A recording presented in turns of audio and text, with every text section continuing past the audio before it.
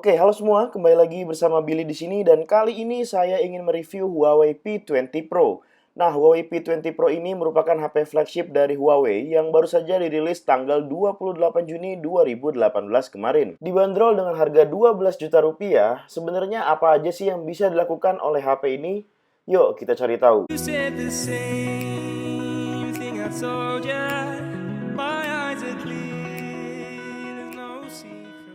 Hal pertama yang paling mencuri perhatian saya adalah dari sisi desainnya. HP ini terlihat sangat ganteng dengan bahan kaca dipadu dengan warna twilight yang saya pegang ini. Terlihat cukup berbeda dari kebanyakan HP yang ada di pasaran saat ini. Warna ini memiliki efek perubahan yang unik jika kita melihatnya dari sudut pandang yang berbeda-beda. Cakep dah pokoknya. Nah, untuk feel di genggaman ini juga kerasa mewah banget ya. Premium banget dan elegan lah. Hal keren lainnya tentang HP ini adalah setup triple kameranya ini. Karena ya jarang banget lah ya kita temuin HP dengan setup 3 kamera belakang seperti ini. Jadi ya unik aja. Nantilah kita lihat performa kameranya gimana. Sedangkan secara build quality ya udah nggak usah diraguin lagi lah ya. Ini HP tuh solid banget lah. HP murahnya Huawei aja udah mantep banget build quality-nya. Apalagi HP flagshipnya ya kan. Cuma ya seperti kebanyakan bahan kaca di HP lain, kalau misalnya nanti kamu beli HP ini, saya sarankan untuk sering-sering dibersihin biar tampilannya tetap ganteng. Beralih ke bagian display, layarnya ini udah memiliki aspek rasio 18,7:9 ya, atau ya 19:9 lah, mirip kayak di Zenfone 5, dan memiliki resolusi Full HD.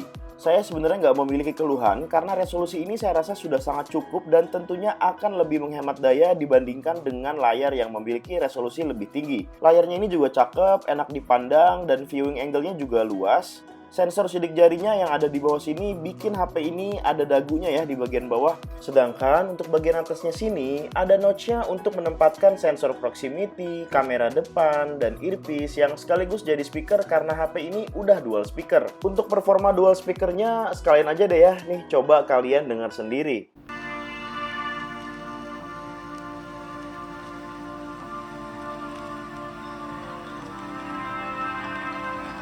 Yo guys, Jonathan here, and today I've teamed up with Huawei so that if you own a Mate 10 Pro, I'm going to showcase 5 of my favorite tips and tricks, and if you don't own one, I'm going to give one away. Details on how to win are down below, and it's not required, but dropping a like is much appreciated. So the first trick is super simple, but it looks cool and it helps battery life.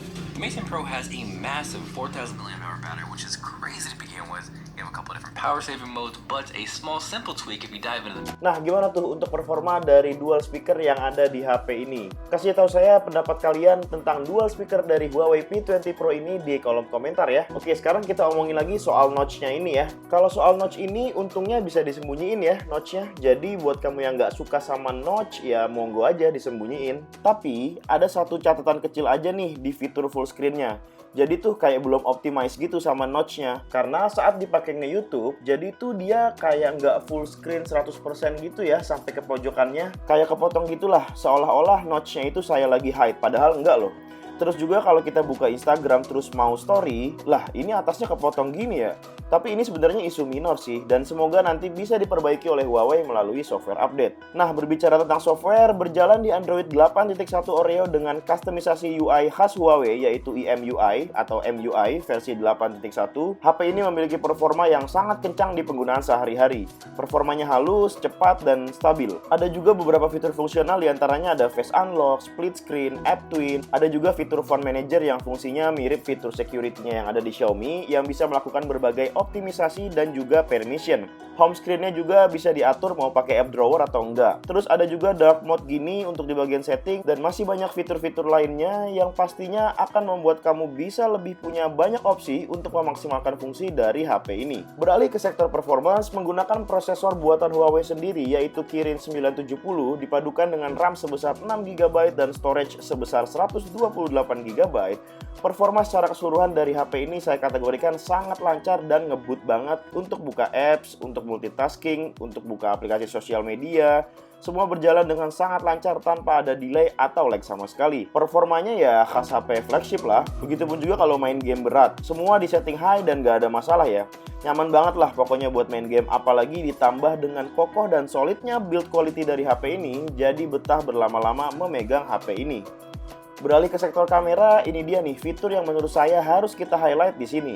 Karena dengan setup 3 kamera yang masing-masing beresolusi 40 megapiksel, 20 megapiksel, dan 8 megapiksel, tentu saja di atas kertas hal tersebut harusnya menjadi kombinasi yang luar biasa untuk bisa menghasilkan foto yang bagus. Dan ternyata hasilnya emang beneran bagus banget. Saya aja kaget loh, kok smartphone hasilnya bisa sebagus, sejernih, dan sedetail ini. Detailnya itu tinggi banget ya. Bahkan kalau kita zoom pakai digital zoom 3 kali dan hybrid zoom 5 kali ini, hasilnya masih sangat detail dan di atas rata-rata. Foto potretnya juga bagus, tingkat blurnya bisa diatur sesaat atau setelah foto diambil. Dan hasil blurnya juga lumayan tinggi ya, sehingga membuat hasil foto itu lebih dramatis lagi. Oh iya, ada fitur AI-nya di HP ini. Jadi bisa ngedetect objek sebelum kita foto, mulai dari daun, terus kayak tanaman, terus juga misalkan orang.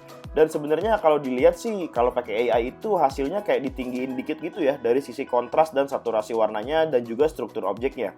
Tapi kalau tentang ini sebenarnya ya selera aja ya. Ada yang mungkin suka dengan hasil foto dengan kondisi kontras dan struktur yang tinggi. Ada juga yang lebih mementingkan hasil foto dengan saturasi warna alami sesuai dengan yang kita lihat pakai mata kita sendiri. Karena fitur AI-nya ini juga bisa dinyalain atau dimatiin, jadi ya diatur sesuai selera aja ya. Untuk hasil videonya menggunakan kamera belakang juga terlihat sangat bagus dan stabil, serta detail dan fokus yang konsisten. Untuk fitur-fitur lain yang ada di kamera ini cukup banyak ya. Ada slow motion yang bisa rekam sampai 950 fps, terus juga ada mode silky water gitu. Cocok untuk fotoin air terjun dan bisa bikin hasil fotonya tuh lebih kece lah, kayak fotografer profesional. Meskipun harus pakai tripod ya, nggak bisa pakai tangan doang. Nah, beralih ke kamera depan, hasilnya udah cukup sih sebenarnya. Apalagi bisa mode portrait juga, plus ada efek lighting kayak ala-ala studio gitu yang bisa kita ganti-ganti kayak di iPhone X. Tapi kamera depannya ini menurut saya bukan yang paling bagus di kelasnya ya, karena untuk ukuran sebuah HP flagship harusnya sih bisa lebih bagus dari ini ya. Kalau ngomongin tentang baterai dengan kapasitas sebesar 4000 mAh, tentu saja HP ini menjadi salah satu HP dengan kapasitas baterai yang cukup besar ya. Performanya juga cukup irit, bisa sampai jam 6 sampai jam 7 malam lah untuk penggunaan yang cukup intensif seperti bersosial media, nge-YouTube, sesekali gaming, nelpon juga, dan navigasi menggunakan Google Maps. Hasil ini tentu saja di atas rata-rata loh ya, karena HP flagship Android zaman sekarang ya nggak hemat-hemat banget baterainya. Hal ini tentu saja jadi nilai positif dari HP ini. Meskipun tidak mendukung wireless charging, tapi HP ini sudah mendukung fitur Quick Charge dari charger bawaannya maupun dari charger lain yang memiliki fitur Quick Charge 3.0. Untuk charging time-nya kira-kira butuh waktu 1,5 sampai 2 jam lebih dikit lah untuk bisa mengisi full baterainya. Terakhir, mari kita bahas hal-hal ekstra apa saja yang ada di HP ini. Yang pertama, sensor NFC udah pasti ada. Yang kedua, fitur anti air dengan sertifikasi IP67 juga udah ada. Tapi headphone jack-nya di sini nggak ada ya. Jadi siapin aja headset Bluetooth kalau mau dengerin musik dari HP ini. Meskipun begitu, HP ini sudah mendukung fitur dual speaker yang suaranya juga bagus dan di atas rata-rata. Terus ada juga fitur face unlock yang performanya ini menurut saya sangat cepat ya. Sampai-sampai ini fitur ini tuh saya matiin loh. Karena kalau dinyalain, saya nggak sempat lihat notifikasi di lock screen. Ada juga IR Blaster buat nyalain AC atau TV di rumah. Dan sayangnya, microSD card belum support meskipun storage 128GB yang ada di HP ini sudah sangat besar. Jadi kesimpulannya, kalau kamu memang sangat suka foto-foto, HP ini memiliki kelebihan yang sangat powerful dari sisi kameranya. Dan HP ini juga menjadi salah satu pilihan yang bagus selain Samsung Galaxy S9 series ataupun iPhone 8 series di rentang harga 12 jutaan. Oke, sekian dulu untuk video review dari Huawei P20 Pro ini. Jangan lupa di like video ini apabila kalian menyukainya. Dan seperti biasa, buat kalian yang masih memiliki pertanyaan tentang HP ini tapi kalian nggak nemuin jawabannya di dalam video, silahkan langsung aja ditanyain di kolom komentar. Silahkan juga di subscribe channel ini untuk kamu yang pengen lihat-lihat video kayak gini lagi selanjutnya. Terima kasih sudah menonton video ini dan sampai bertemu lagi ya.